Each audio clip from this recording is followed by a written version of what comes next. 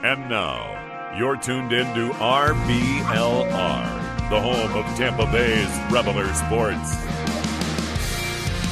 Welcome into RBLR Bucs, your go-to source for everything Tampa Bay Buccaneers related. Folks, it may be May, but the football gods have spoken.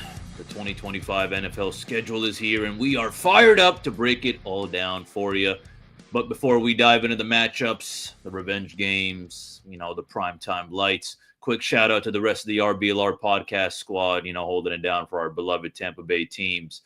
But today, it's all about the Peter and Red. The matchups are set, the dates are circled, and we know you're feeling some type of way about it as well. So please do drop your comments below. Tell us how you really feel. Home stretch, trap games, flex-worthy matchups, let it fly. And now, joining me, as always, is the very own dynamic duo of Tampa Bay. Think, David Walker and Elijah Roberts, but behind the mic. So, first up, the pass rusher of takes, a relentless force on the mic. Mr. Zach Blaine is back in the building.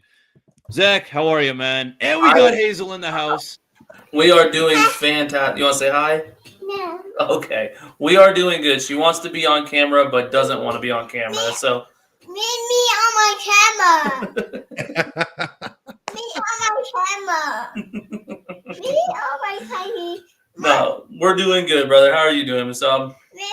So far, so good, man. Just, another week closer, to the start of the season. That's all I really can say right now. I mean, I guess some things have kind of started. There's a little bit going on, at least, newsworthy stuff and all that. But, on top of that, there's still some sports going around all around Tampa. We even got the NBA Finals going on right now. So, just staying busy with sports. That's just what I do. But you already know we got the final puzzle piece of this iconic trio. Bringing the speed off the edge, the breakdown specialist, the smooth route runner of hot Bucs talk, Mr. Carter Brantley. What's the good word, my friend? Oh, man, this intro, man. I'm feeling this intro, man. That was fantastic. I love it. Thank you. I'm excited to talk some Bucs football. Obviously, this is kind of the big week, if you will, for the offseason schedule release. It's the big week for May, at least, now that the draft is done and all that. But the Bucs schedule has been released. The NFL schedules have been released, all the silly videos and the memes and all that stuff. It's a lot of fun. The Chargers had the Minecraft thing that was really fun. There's a bit of controversy with I think it was the Colts, right? And Tyreek Hill, right? Yeah, that was something else, but that's not what we're going to talk about. We're going to talk about the Bucs schedule because, all the other stuff that's for, but we won't just go in like team by team. We're going to take more of an upper level approach to it because, it'd be boring if you want to look up the schedule, you can find it on your own and read it. We won't read it along, but I wanted to hear y'all's thoughts, get your takes on it. And we'll start with sort of from a fun perspective. Who's the best team y'all think the Bucs play? Because there are some good ones, but there's also kind of a lot of questionable teams, not necessarily bad ones, but just teams that could really go either way. So who's the best team that you think the Bucs play this year, Musab? I'll start with you, man. I gotta go Bills on this one. If not the Eagles, I just feel like, wherever the Bills think they're playing us. Yeah, it's after the bye week. It's kind of, that second half, it's going to be a real test. And especially, going all the way from, New England. And then, we're playing at home, but then going all the way to Buffalo. Then on top of that, having a Rams game after that. That's going to be an interesting stretch right there. But I'm going to have to go Bills. Eagles is a close second. Yeah, the Bills are great. And especially because they get to play the Eagles at home and they have to play the Bills on the road. I do think that that's a very, a genuine factor that plays into it. The Lions are also, really stinking good, and they have to go to Detroit for that too. Although, they beat the Lions in Detroit last year, and they beat the Eagles at home last year, or at Raymond James last year. So, as much as both of those matchups are difficult and can definitely pose some problems for the Bucs, they took care of business last year. So, it'll be interesting to see how that all plays out. But Mr. Blaine, do you have a wild card pick for this, or are you kind of sticking to one of those three teams? Who's the best? I think one of those three have got to be up there. And Mhm. then you got to also include like San Francisco. Yeah, they're very good. They Yeah. come back healthy. That could be a scary team, Mhm. especially, at week 6, you would think that most of that team will be healthy. Right. Not many games to get injured before then, knock on wood. Would indeed. Yeah. And then I think a sneaky hard game for us, or one of the sneaky better teams, is the Rams game. Mm-hmm. People sleep on the Rams a lot. They weren't great last year, but that was the first year in a while they hadn't been a pretty solid team. Absolutely. Yeah. And it's a Sean McVay coach team. They've still got Stafford. They brought in Devontae Adams to replace Cooper Kupp. They're still stud. Kyron Williams is really good. Oh yeah. Yeah. They got a lot of weapons. Yeah, it's still very much a scary football team to deal with. And some people were kind of anticipating maybe that they would spend some draft capital to try to pick Stafford's successor, and they didn't really do that. They still invested in the current team. They're still sort of in win now mode. So they're definitely a team that could be very sneaky good, especially going out there to LA. Different time zone. For now, it's a Sunday night football matchup. I know that they sometimes flex those. They sometimes get out of those, so that could change. But for now, week 12, they're in LA.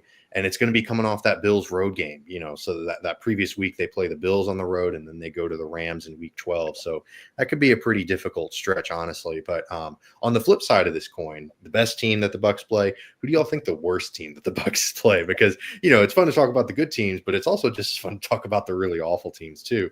So Zach, I'll throw this question at you first, man. Who do you think the worst team that the Bucs play is? You got to look at the Saints. Yeah.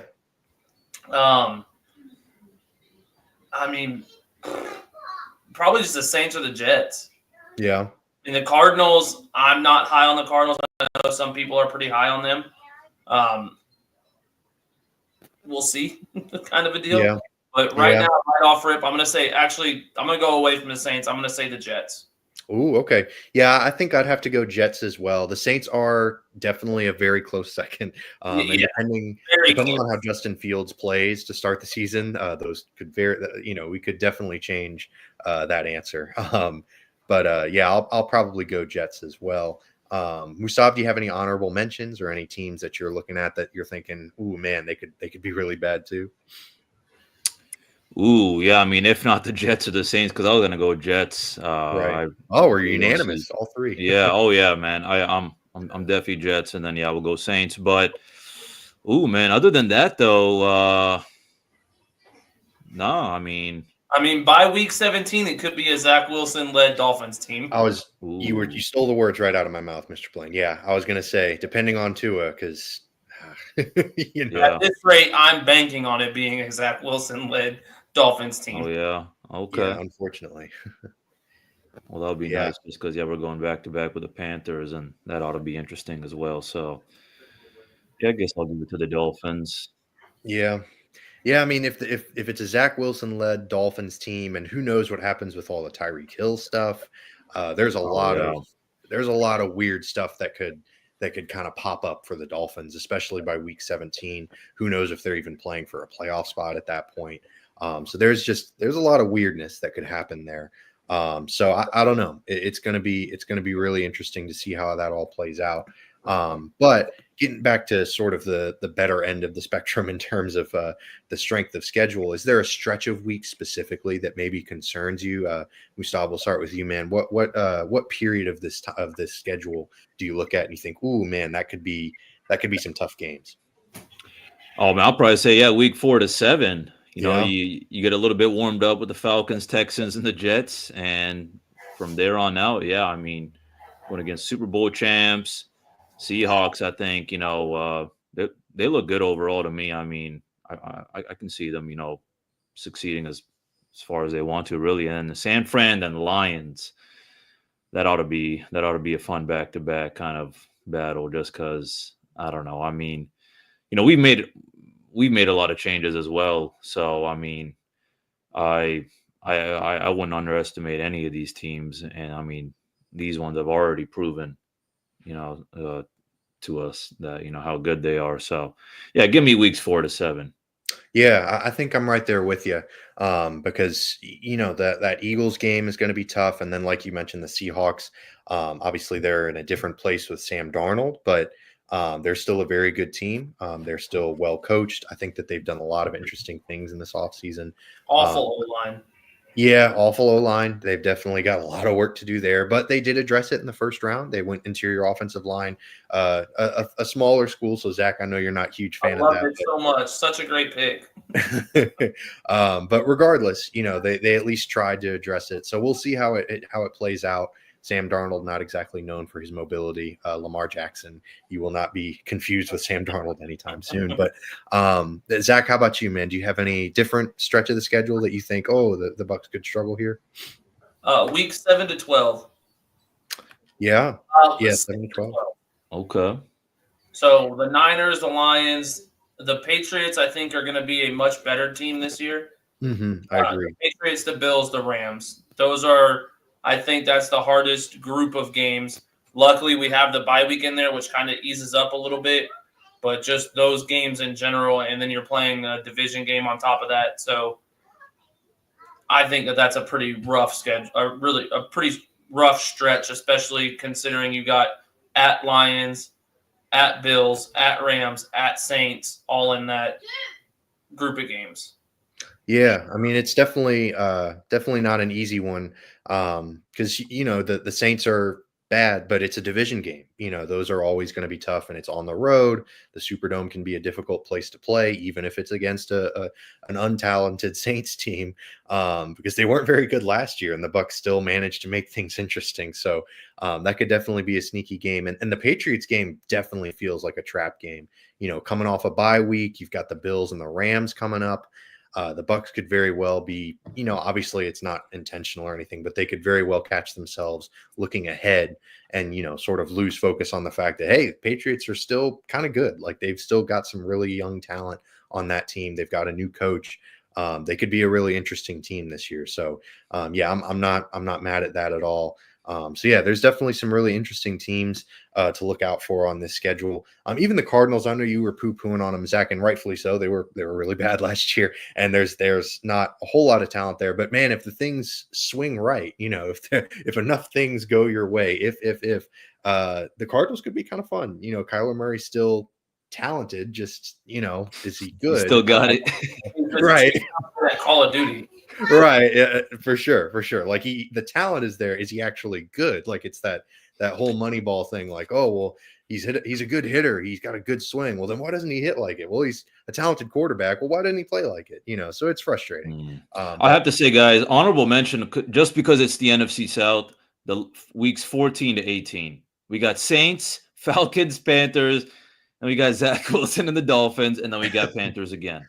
So because it's the NFC South, and just because of how weird things are, I could see something weird happen. That could very well be the battle of the NFC South right there, like, for the lead. Yeah. Oh yeah. Just say the Panthers do good all the way through the season, and we're 2 games apart at the last 4 games. Then we got to play them twice in those 2 games. Yep. Yeah. That's the only part of the schedule I'm not happy with, is having those division games the last 5 weeks of the season. Yeah, it's tough. I don't like it either. I really wish it was more spread out. At the same time, I get where the NFL is coming from. They're trying to make those end of the year games matter, but it's kind of coming at the cost of a more balanced schedule. We lead the season off with the Falcons, right? And then we get right into a division game. I'm like, that's cool. I would like to have a couple tune-up games before we go right into division play. Right.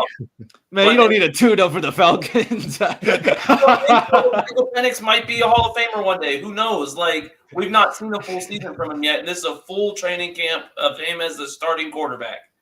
But then again, the Falcons won't be tuned up either. I kind of it's I mean, that's fair. That's a big solid one for all of us. yeah. It is the really the even weirder thing with the NFL schedules now is that with the shortened preseason, that week 1 can almost turn into another preseason game, unfortunately, but it just counts. And it's kind of frustrating because, teams just don't have as much time to get settled, get comfortable with their playbooks and all that stuff.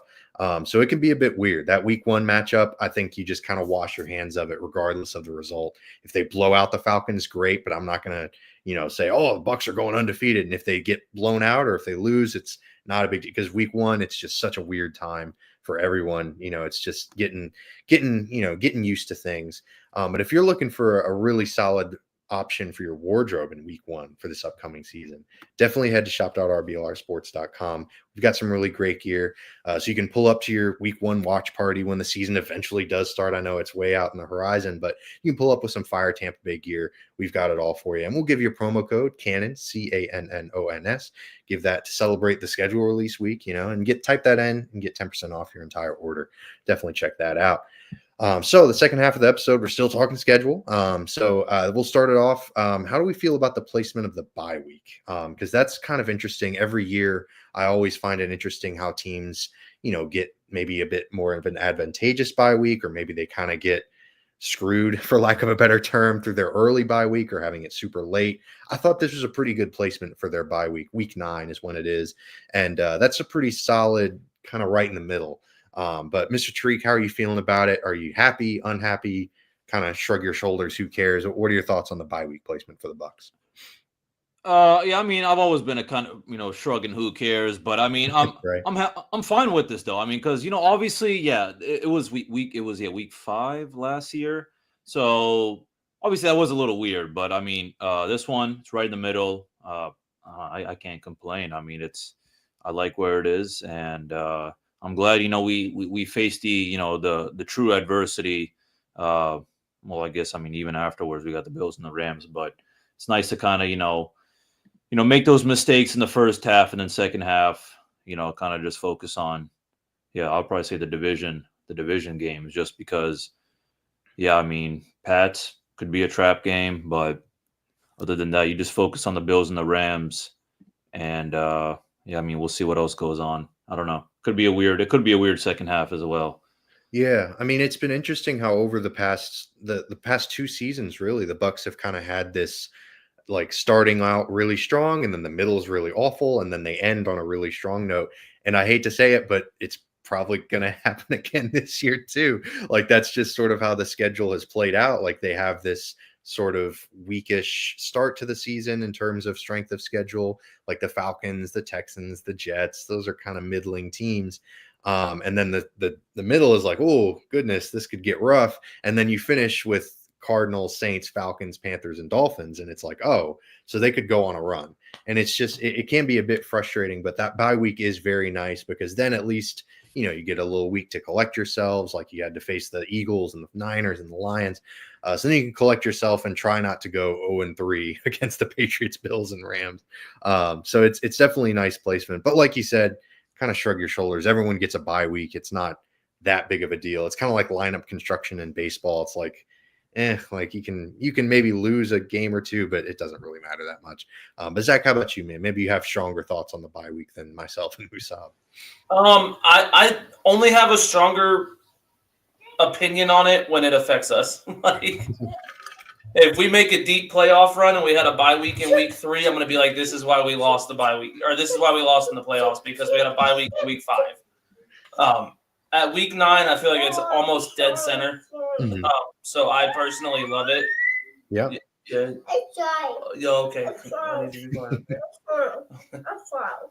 But I love it at week 9. I think that it gives us time to heal up after some hard games, to go right into some more hard games. But then our easy part of the schedule.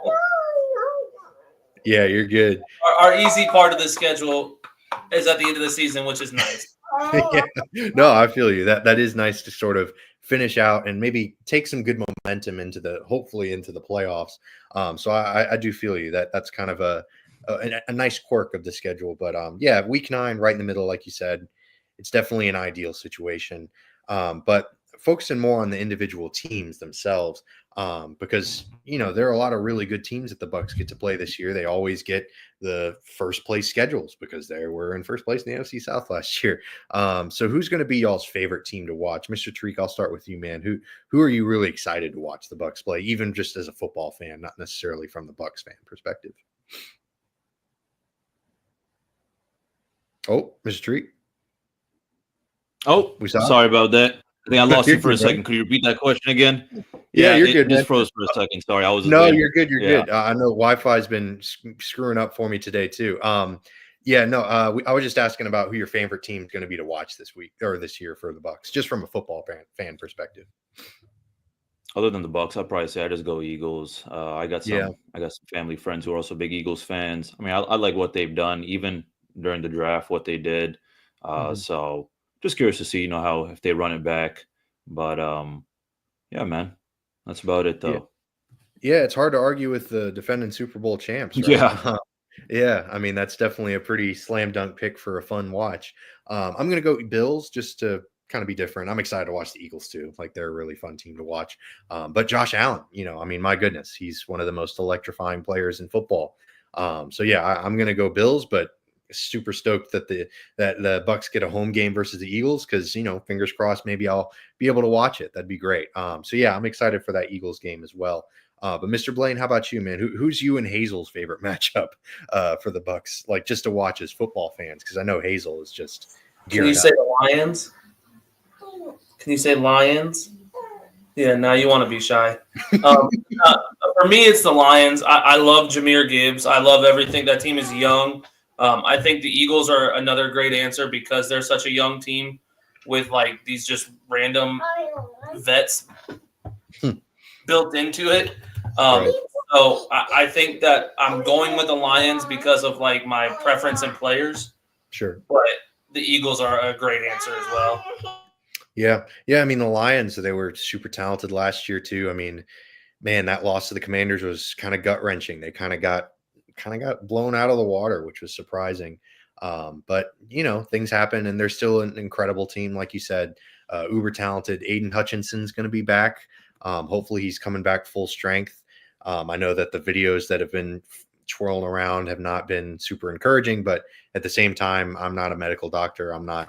I think we can. Got to see him on the field. Got to see him how he does on the field. But whose could be a sneaky tough matchup, focusing, continuing our theme with focusing on the individual teams. Because there are some teams on this list that you look at and you think, well, they're kind of a mid team, like the Bucs. It's kind of a coin flip, but it could be kind of a hard matchup. For me, I think my eyes go directly to the Patriots. I know, Zach, we kind of mentioned it earlier. Just because Drake May, I'm a big believer in Drake May. I think he could be a really, really good quarterback.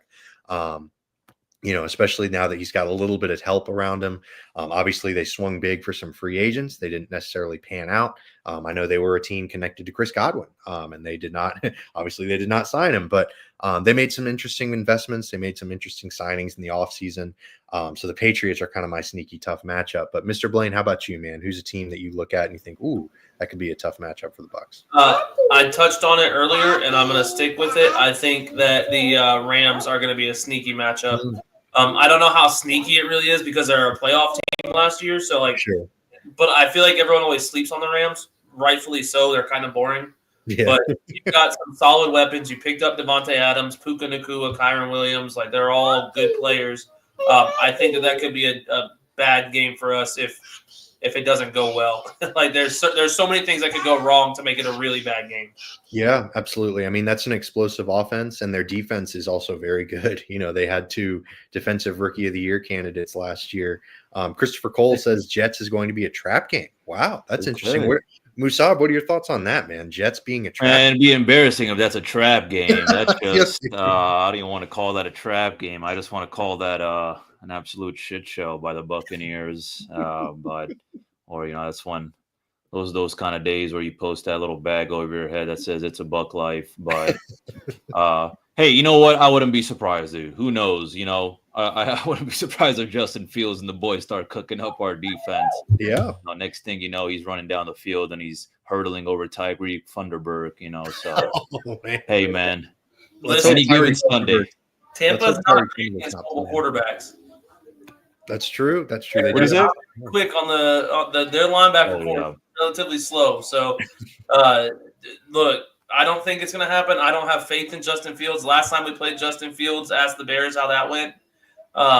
So I'm not stressing Justin Fields at all, but that is the one thing that I'm a little worried about as a mobile quarterback against Tampa. Yeah, the thing is with the mobile quarterback discussion is they have struggled mightily against mobile quarterbacks like Lamar, Jaden Daniels tore them up last year. But Lamar and Jaden Daniels also tore up the rest of the NFL too. So it can be tough to separate those two things. But like you said, Levante David and Antoine Walker or Anthony Walker. Anthony Walker.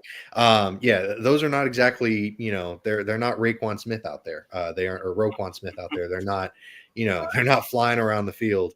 So it's going to be tough. It's definitely going to be tough. But it's also Justin Fields. It's also the Jets. Hopefully it's not a trap game, but yeah, that's definitely a good point that you don't want to, still the NFL, those guys get paid too.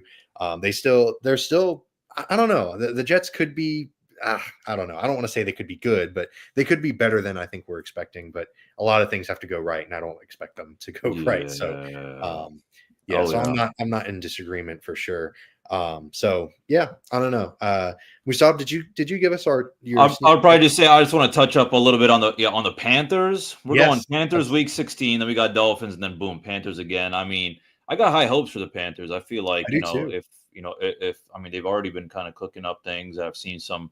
A lot of improvement in Bryce Young. So, now they got Tet Mack, and I mean, who knows what they'll be able to do. But the fact that I just find that just so weird. We go Panthers, Dolphins, Panthers again. It's just like, but yeah, that's it why. seems like the NFL has been doing that the past few years with teams and their division matchups. Because didn't they do that?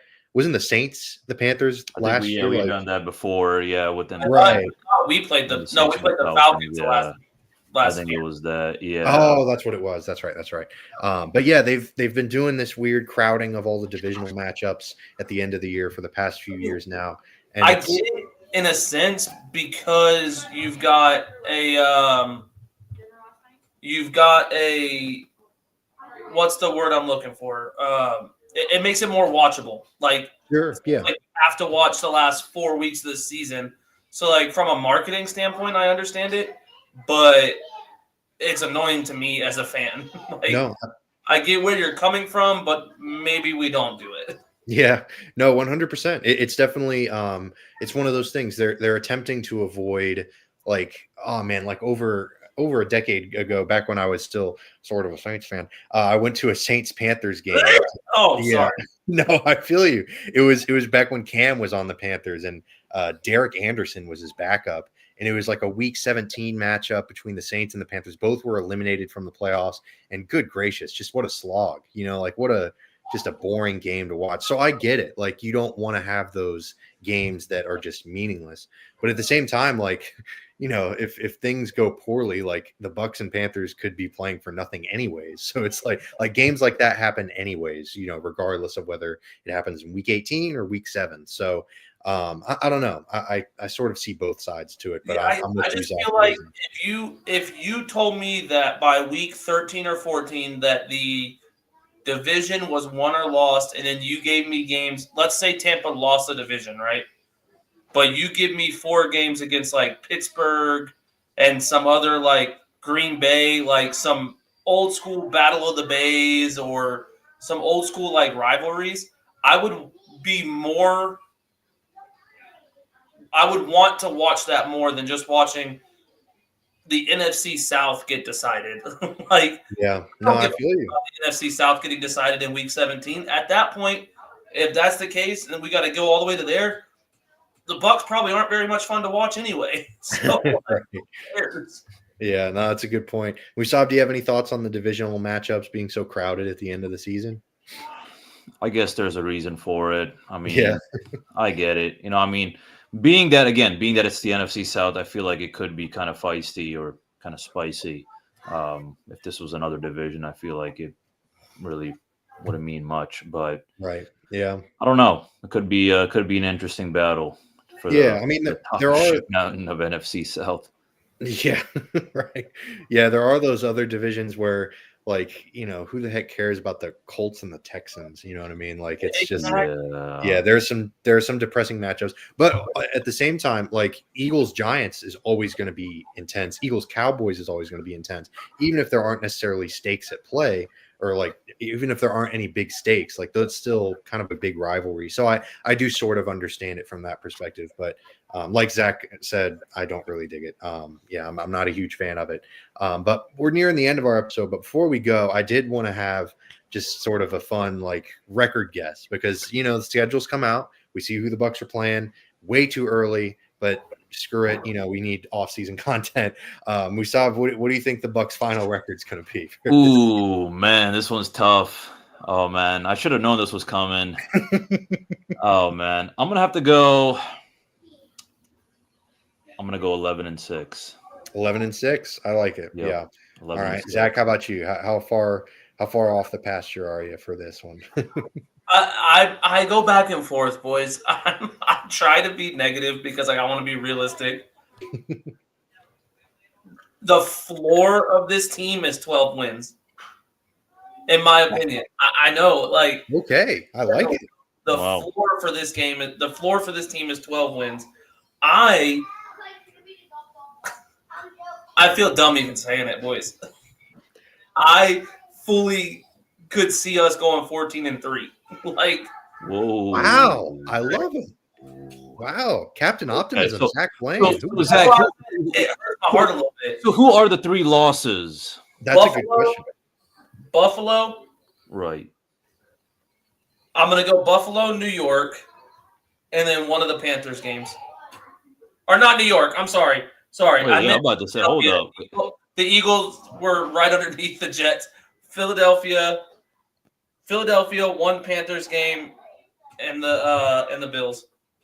Damn, Wow. man. So you think we're being that? Oh wow. So you I think? don't- Oh wow. look, that's why I said Wow. the floor is 12, because the Bills or the Lions game I'm I a was little about to worried say. about, and the 49ers.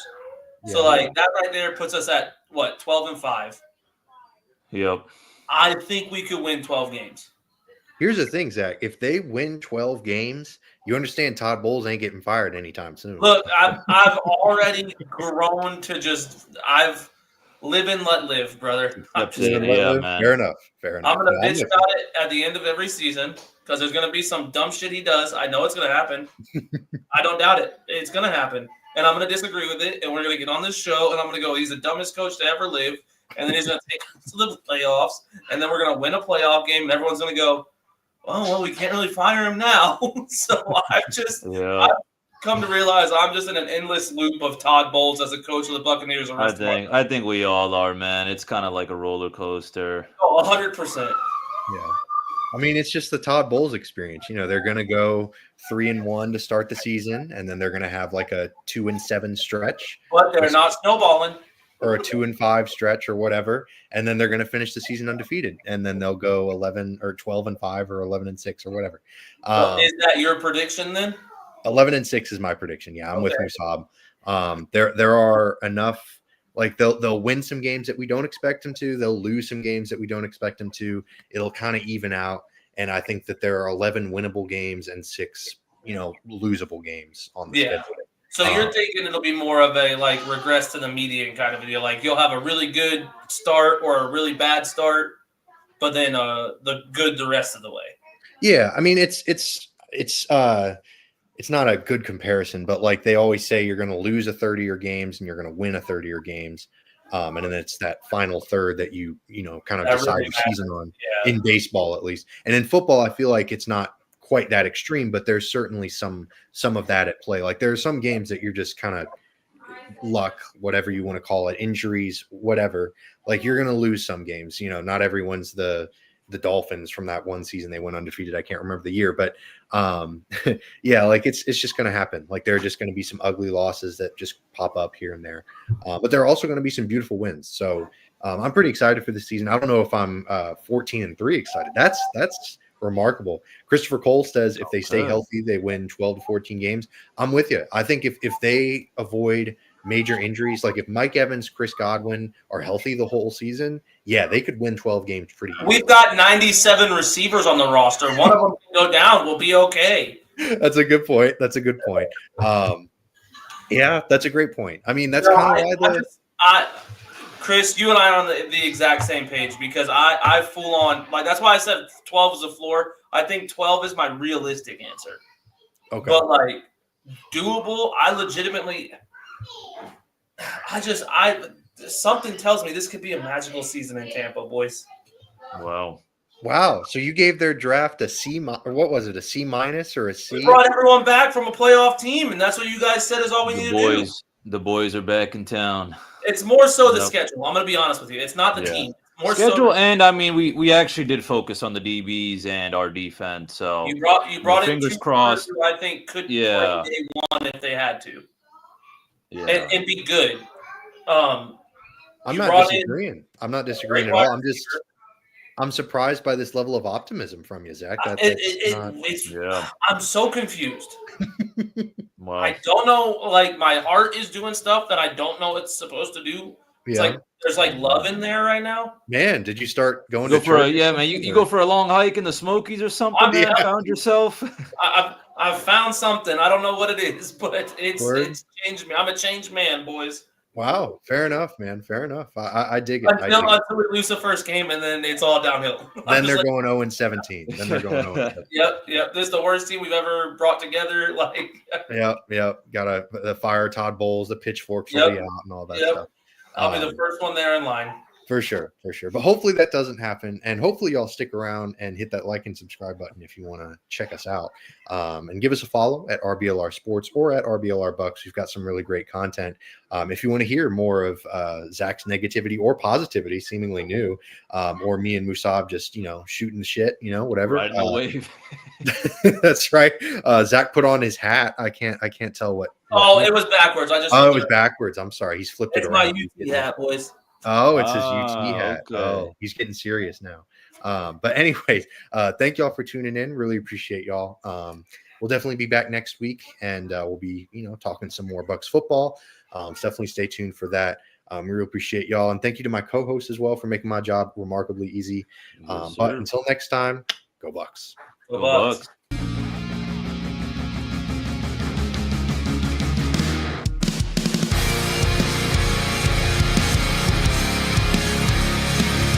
Thank you for tuning into this presentation by RBLR Sports. On your way out of the stadium, please remember to like and subscribe.